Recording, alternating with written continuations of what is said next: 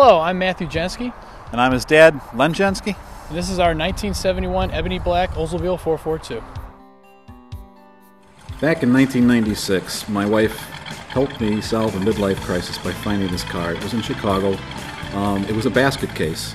The fenders weren't on it, the engine wasn't in it, and the car had some rust in various places, but it was in pretty fair condition.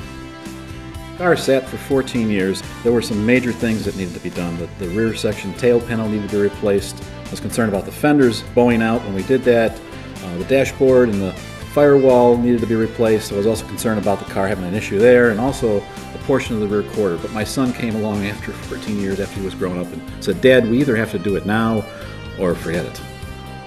So after 14 years of wanting to see this car on the road, and my desire to include it in my upcoming wedding, I knew now was the time to get serious about the project and really set a deadline. My dad gave me the car with the promise of having it done in time for the big day, leaving just 11 months to complete the project. And with our renewed passion, we were able to crank it out with a month to spare.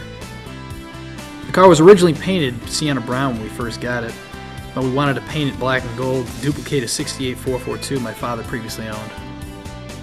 For this car, we wanted to build it with as many original options GM offered. We searched high and low through many swap meets to find all the go fast and comfort features. We added the W30 hood,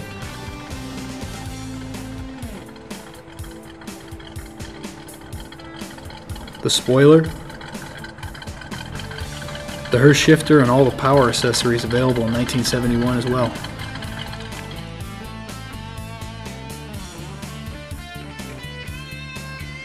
Underneath the hood we have a stock Oldsmobile 455 engine with a 4-barrel carburetor, a 3-speed turbo 400 automatic transmission, and a 10-bolt posi rear end with a 390 gear.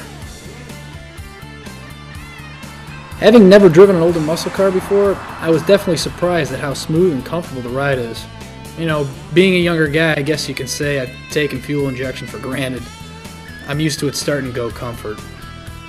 That's not the case with this baby though. You need to pump the pedal and let her warm up before you can take off. However, the wait is well worth it when you stomp down to gas. The high-end torque off the line throws you right back in your seat. You know, when I take the car out for a drive, people who admire the car don't ask me about what model it is, but rather what year it is. I sure wasn't alive in the 70s, but for those who were, the 442 must have been one wild and powerful ride that stood out.